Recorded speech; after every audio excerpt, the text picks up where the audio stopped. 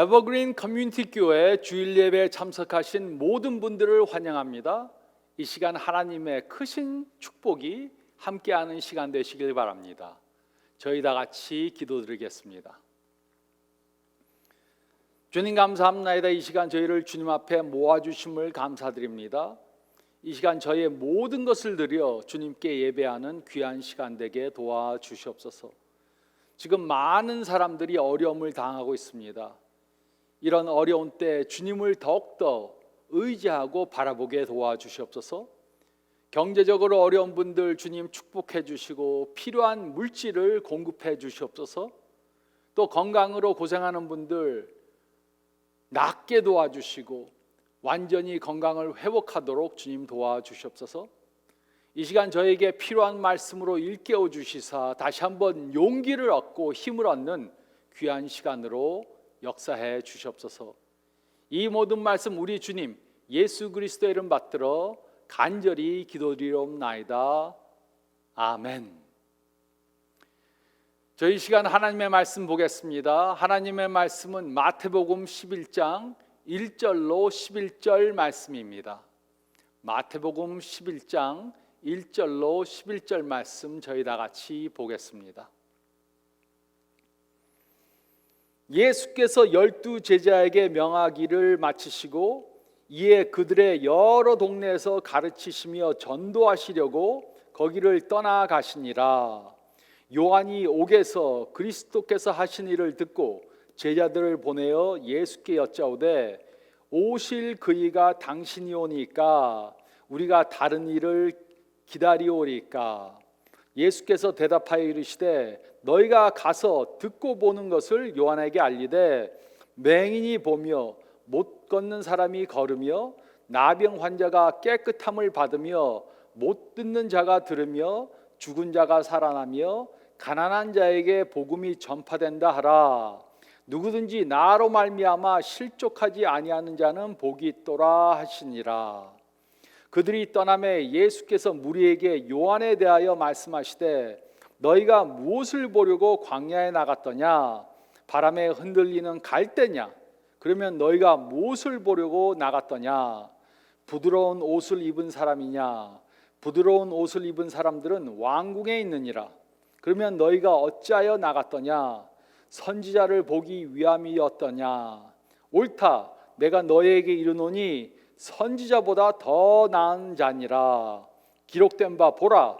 내가 내 사자를 내 앞에 보내노니 그가 내 길을 내 앞에서 준비하리라 하신 것이 이 사람에 대한 말씀이니라. 내가 진실로 너에게 말하노니 여자가 낳은 자 중에 세례 요한보다 큰 이가 일어남이 없도다. 그러나 천국에서는 극히 작은 자라도 그보다 크니라. 아멘. 우리는 오늘부터 사면초가라는 설교 시리즈를 시작합니다. 사면초가란 사방에서 들려오는 초나라 노래란 뜻입니다. 이 사자성어의 유래는 다음과 같습니다. 중국의 초나라군이 한나라군에 의해 전면 포위되었습니다. 그래도 초나라군이 죽기 살기로 덤비면서 쉽게 기세가 꺾이지 않았습니다. 그러자 한나라군이 초나라 군사들의 그 사기를 꺾기 위해 사방에서 포로로 잡힌 초나라 사람들에게 초나라 노래를 부르게 했습니다.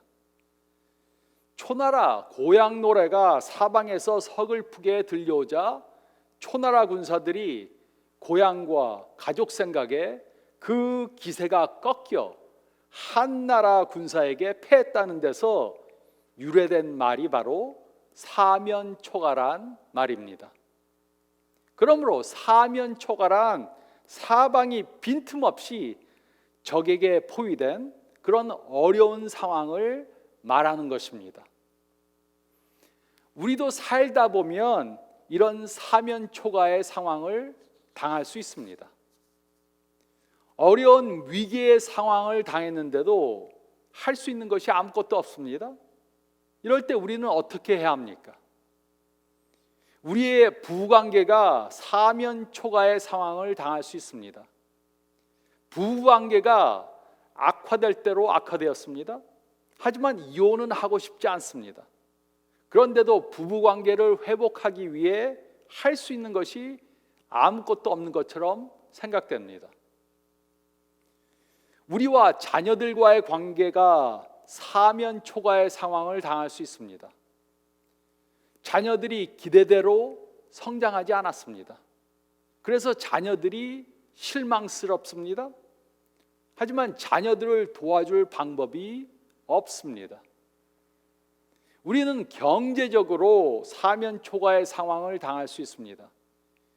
그동안 경제적으로 꿈꾸던 상황을 만들 수 없다는 것을 알게 되었습니다. 먹고 살기 위해 할 수 없이 하기 싫은 일을 억지로 해야만 합니다. 항상 돈에 쩌들려서 삽니다. 우리는 건강상으로 사면 초가의 상황을 당할 수 있습니다. 불치의 병이 생겼습니다. 더 악화되면 악화됐지 나아질 수는 없습니다. 죽을 때까지 그 병과 함께 살아야만 합니다. 우리는 부모님을 돌보는 것에 사면 초가의 상황을 당할 수 있습니다. 부모님이 연로하셔서 또는 치매로 누군가가 24시간 돌봐야 합니다. 다른 형제 자매들은 부모님을 돌보려고 하지 않습니다. 그래서 할 수 없이 혼자서 부모님을 모셔야 합니다. 이뿐만이 아닙니다. 요즘은 코로나 바이러스 사태로 인해 삶의 모든 환경이 뒤바뀌었습니다. 마음대로 다닐 수도 없고 하고 싶은 것도 할 수 없습니다. 비즈니스도 사회생활도 취미생활도 하지 못하고 꼼짝없이 갇혀 살아야 합니다. 이것이 우리의 현실입니다. 이것이 우리의 일상생활이 되어버렸습니다. 그리고 우리는 우리가 당면한 상황을 바꾸기 위해 아무것도 할 수 없습니다. 저는 여러분이 어떤 상황에 처했는지 알지 못합니다. 하지만 우리는 살다 보면 이런 사면 초가의 상황을 당하게 됩니다. 이럴 때 우리는 어떻게 해야 합니까? 우리는 배우자를 버릴 수 없습니다. 자녀들을 버릴 수 없습니다. 우리는 직장을 버릴 수 없습니다. 우리는 부모를 버릴 수 없습니다. 건강을 그냥 포기해 버릴 수도 없습니다.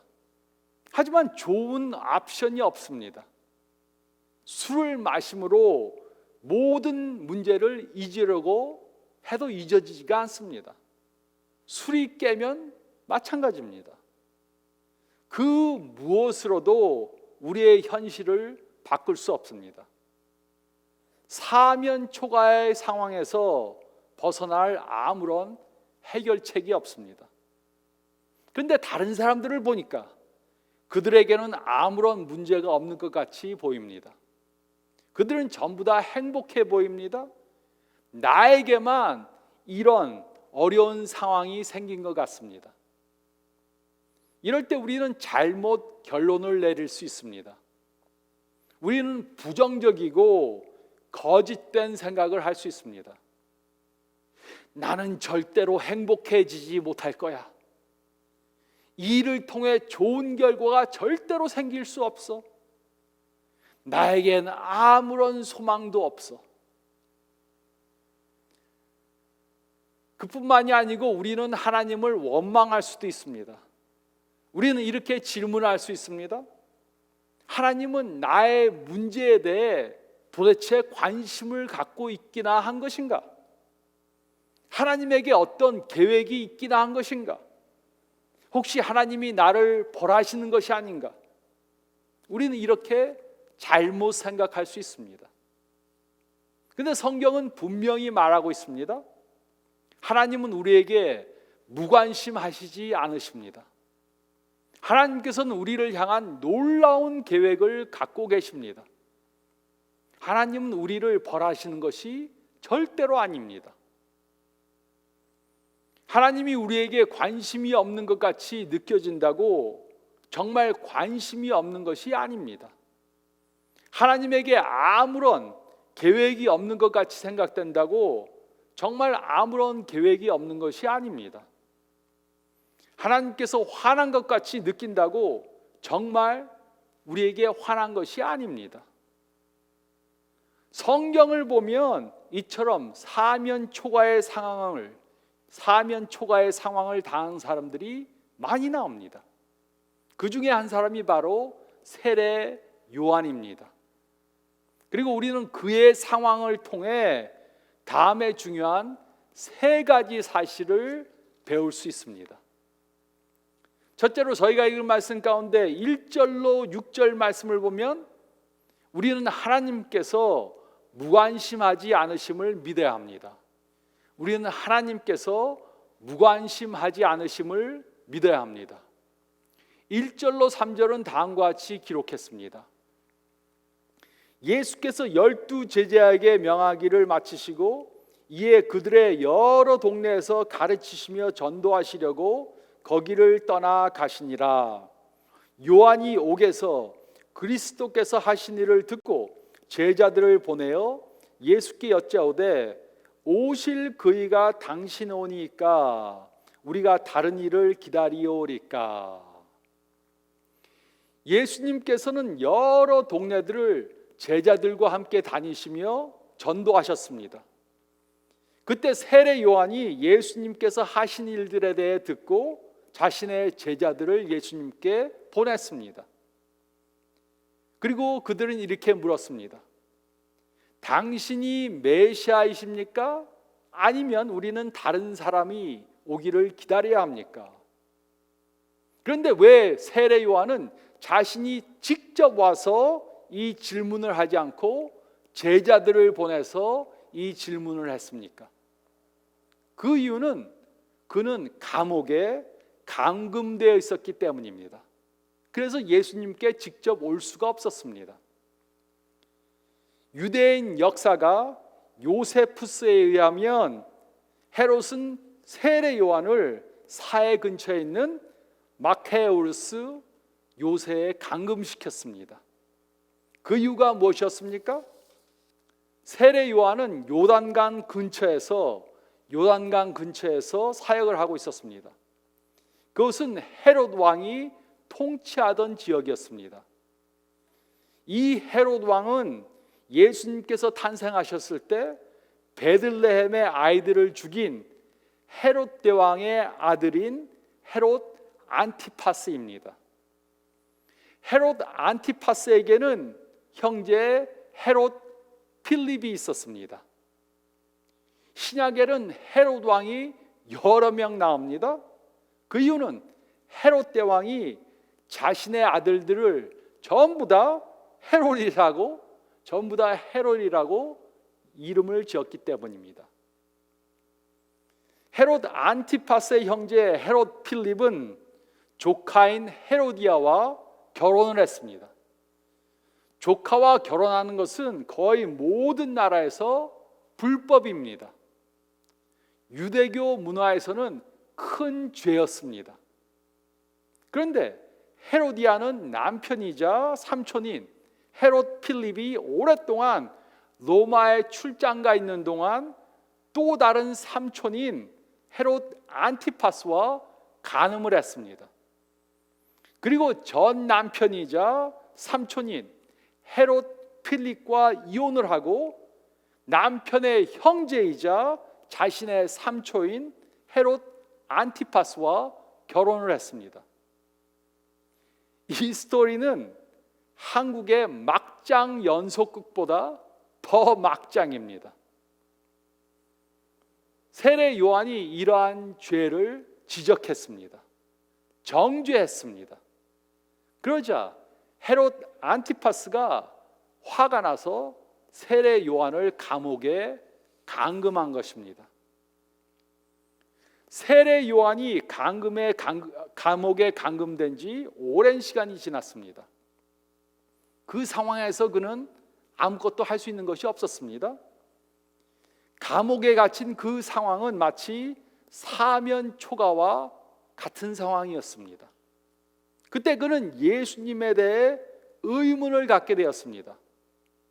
그는 예수님께서 하시는 일에 대해 들었습니다. 그래서 그는 그의 제자들을 보내서 당신이 정말 메시아이십니까? 물었습니다.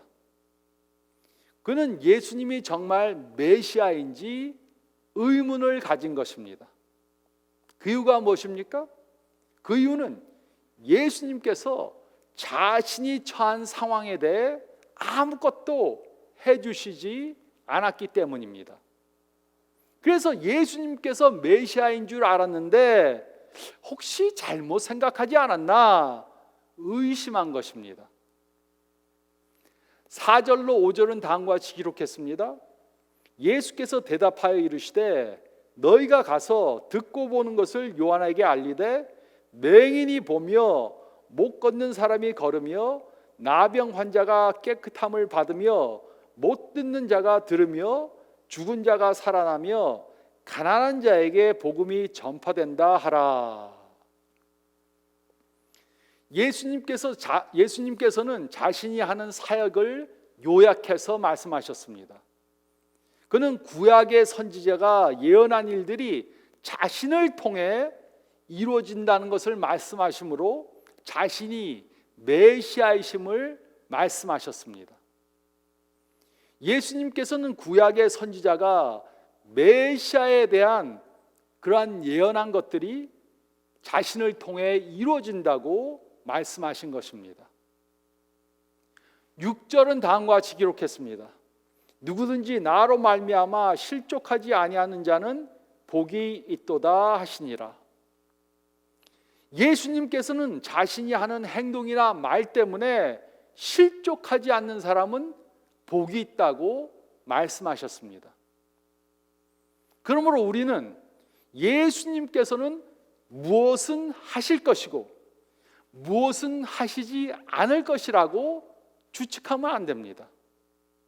또 예수님께서 우리가 예상하는 것을 하시지 않거나 아니면 우리가 예상하지 않은 것을 하신다고 예수님에 대해 의심하면 안 됩니다. 그러므로 예수님께서 우리가 원하는 것을 해주시지 않는다고 예수님이 우리에게 무관심하신 것이 아닙니다. 또 예수님께서 우리가 원하지 않는 일이 일어나는 것을 방지해 주시지 않았다고 예수님께서 우리에게 무관심하신 것이 아닙니다. 우리는 우리가 원하는 것과 상관없이 예수님을 무조건 믿어야 합니다. 예수님께서 우리들에게 항상 큰 관심을 갖고 계신다는 것을 믿어야 합니다. 예수님께서는 세례 요한이 어떤 상황에 있는지 잘 알고 계셨습니다. 세례 요한이 당한 상황에 대해 관심이 없었던 것이 아닙니다. 이처럼 예수님께서는 우리가 당한 상황들을 전부 다 알고 계십니다. 우리에게 큰 관심을 갖고 우리를 주시하고 계십니다.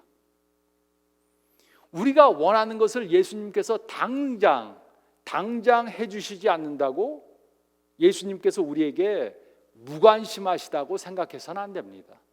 그것은 오해하는 것입니다. 우리는 하나님께서 무관심하지 않으심을 믿어야 합니다. 우리는 하나님께서 무관심하지 않는다는 것을 믿어야 합니다. 그리고 둘째로 저희가 읽은 말씀 가운데 7절로 10절 말씀을 보면 우리는 하나님께서 우리를 향한 놀라운 계획을 갖고 계심을 믿어야 합니다. 우리는 하나님께서 우리를 향한 놀라운 계획을 갖고 계심을 믿어야 합니다. 7절로 10절은 다음과 같이 기록했습니다.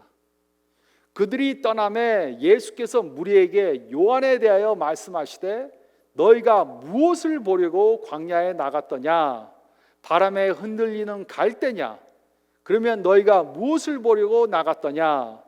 부드러운 옷 입은 사람이냐? 부드러운 옷을 입은 사람들은 왕궁에 있느니라. 그러면 너희가 어찌하여 나갔더냐?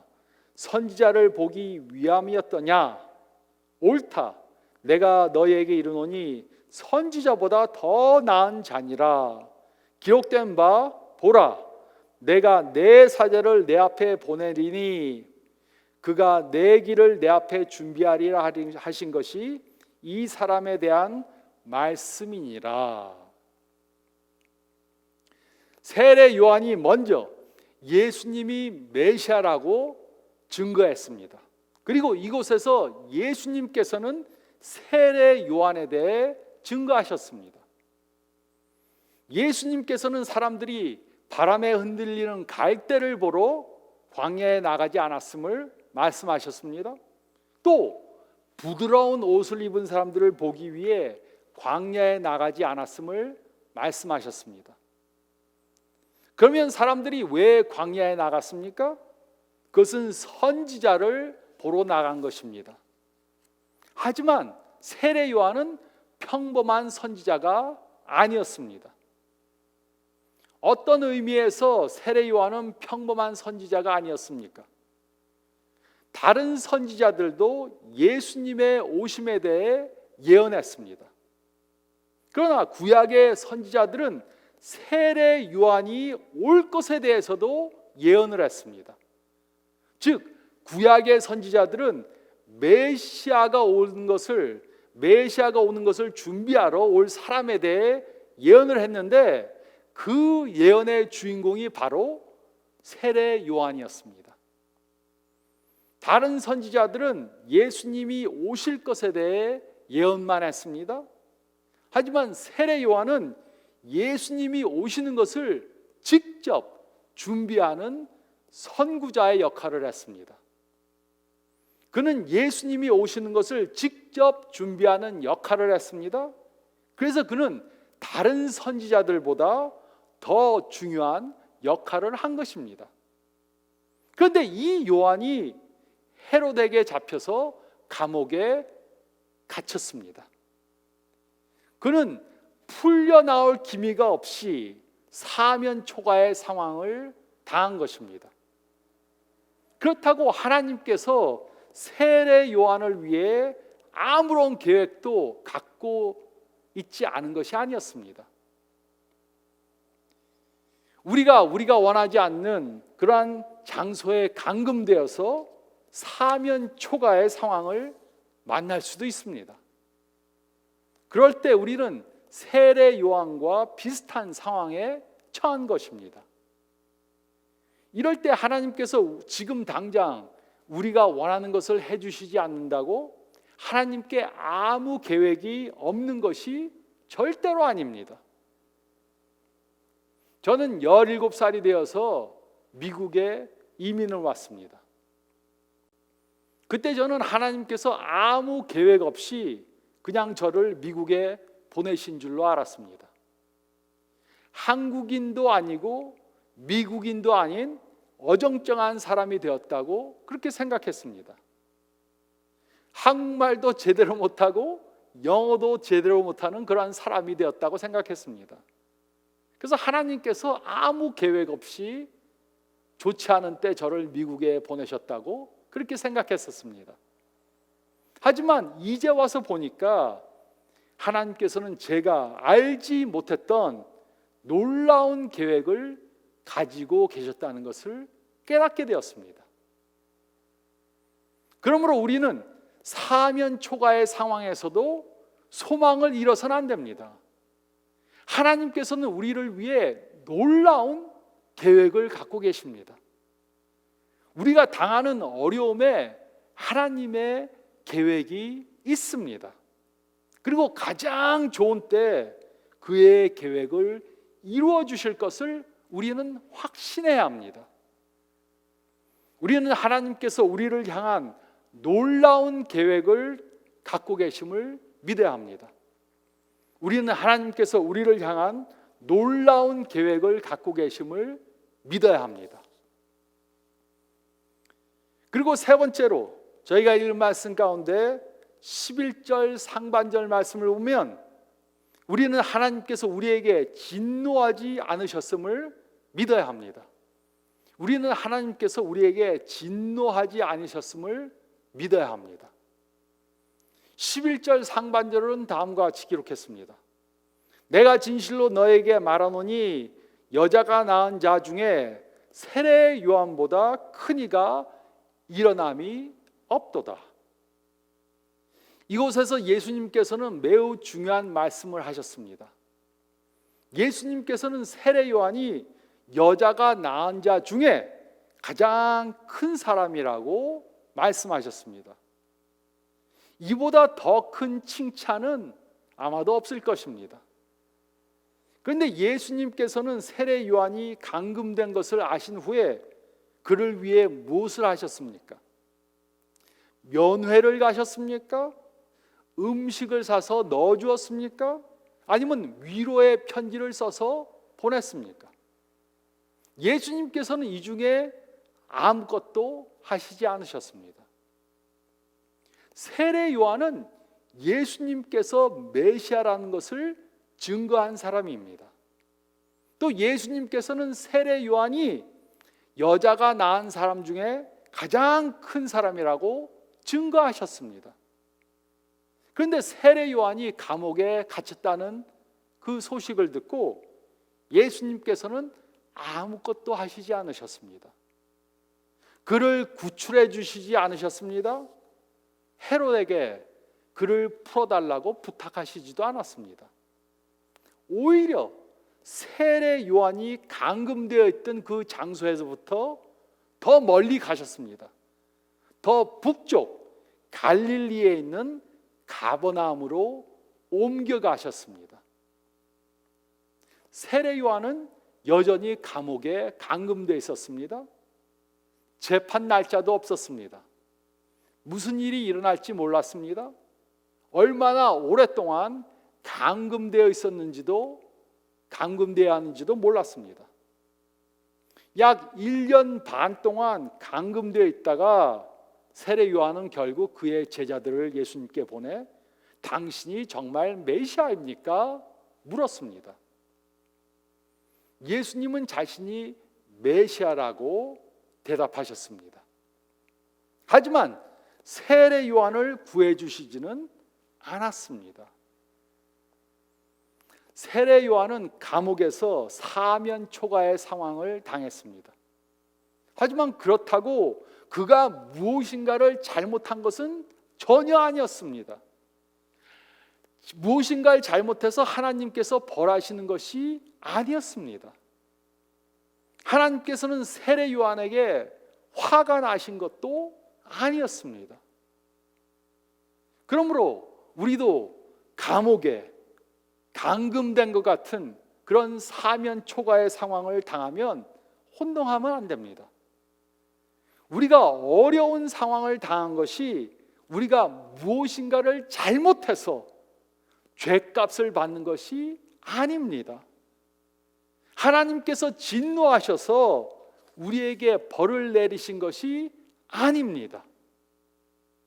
하나님은 변치 않고 우리를 언제나 사랑하십니다. 우리들이 사면 초가와 같은 상황에 빠졌을 때 우리는 하나님께서 화를 내신다고 오해해서는 안 됩니다. 하나님께서 우리가 원하는 것을 당장 해주시지 않는다고 우리에게 진노하신 것이 아닙니다.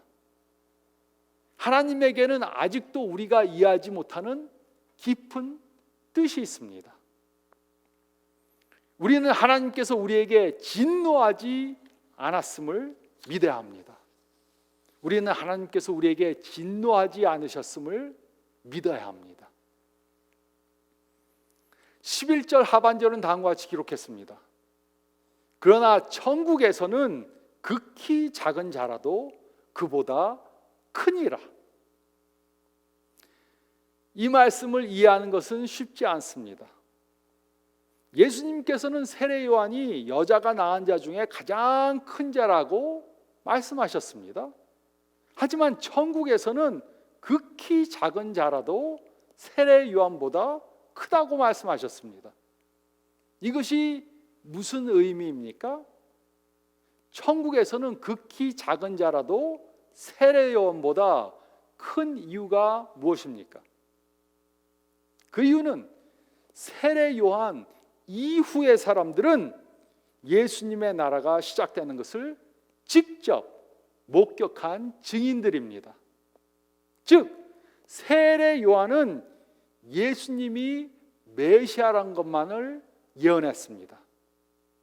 하지만 세례 요한 다음의 사람들은 예수님께서 십자가에 달려 돌아가시고 부활하신 사건에 대해 알고 그것을 증언하는 사람들입니다. 그래서 세례 요한 이후의 사람들은 세례 요한보다 더 정확하게 예수님께서 메시아라고 증거할 수 있는 것입니다.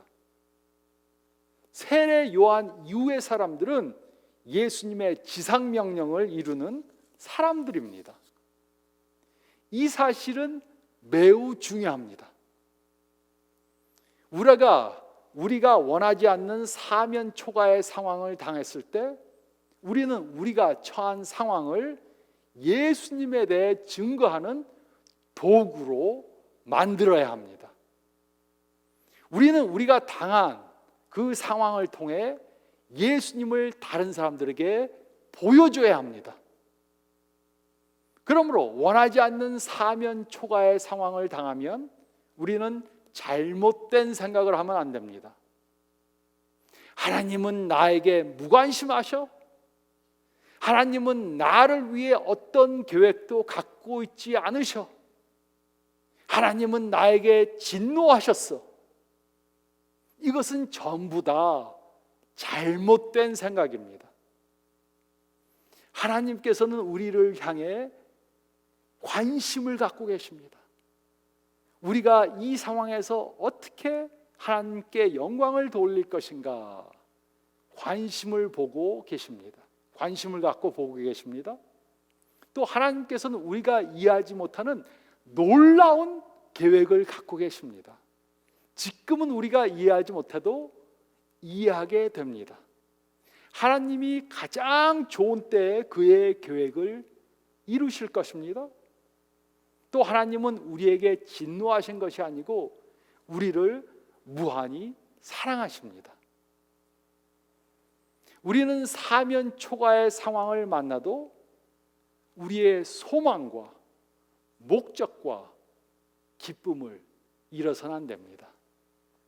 그러므로 감옥과 같은 사면 초과의 상황을 만나도 소망과 목적과 기쁨을 잃지 않는 저와 여러분들이 되시기를 너무나도 사랑이 많으신 예수님의 이름으로 축원드립니다.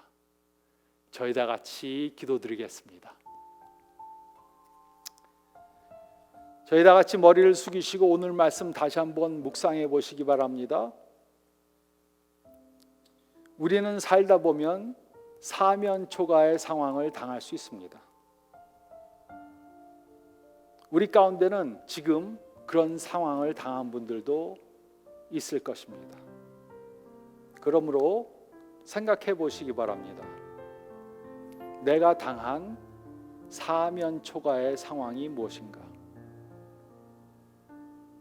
부부관계, 자녀들과의 문제, 또 부모님과의 문제, 직장에서의 문제, 경제적으로, 건강으로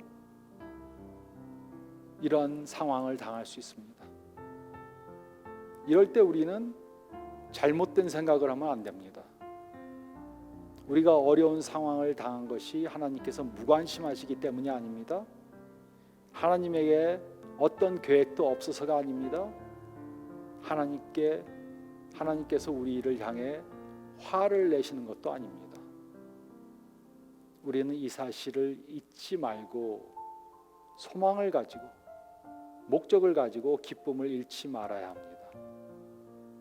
하나님, 이 사실을 잊지 않고 이번 주 동안 주님이 주시는 그 능력을 받아 이 말씀을 의지해서 사면 초과의 상황을 이길 수 있게 도와주세요. 이렇게 기도하면서 일주일 보내시기 바랍니다. 주님 감사합나이다. 저에게 어려움이 당해도, 어려운 환경이 오더라도 저에게 이것을 이길 수 있는 능력과 힘을 주실 것을 저희가 믿습니다. 어려운 상황을 그냥 바라보지 않도록 도와주시고 주님을 바라봄으로 격려함을 받고 힘을 얻어 어려운 상황을 이겨나게 도와주시옵소서. 또 이 말씀으로 어려운 상황에 있는 사람들을 격려할 수 있도록 도와주시고 그들에게 예수님의 좋은 소식을 전함으로 그들에게 힘을 주는 저희가 되게 도와주시옵소서. 하나님께서 우리를 사랑하심을 항상 잊지 않도록 도와주시고 우리에게 능력 주시는 성령님의 그 능력을 의지하여 어려운 상황을 극복하는 저희 모두가 되게 도와주시고 그렇게 일주일 살 수 있도록 주님 인도해 주시옵소서. 이제는 우리 주 예수 그리스도의 은혜와 우리 하나님 아버지의 사랑하심과 성령님의 놀라운 역사가 지금으로부터 영원토록 함께 있을지어다. 아멘. 여러분 이 말씀 붙잡고 꼭 승리하시는 일주일 되시길 바랍니다. 건강하시기 바랍니다.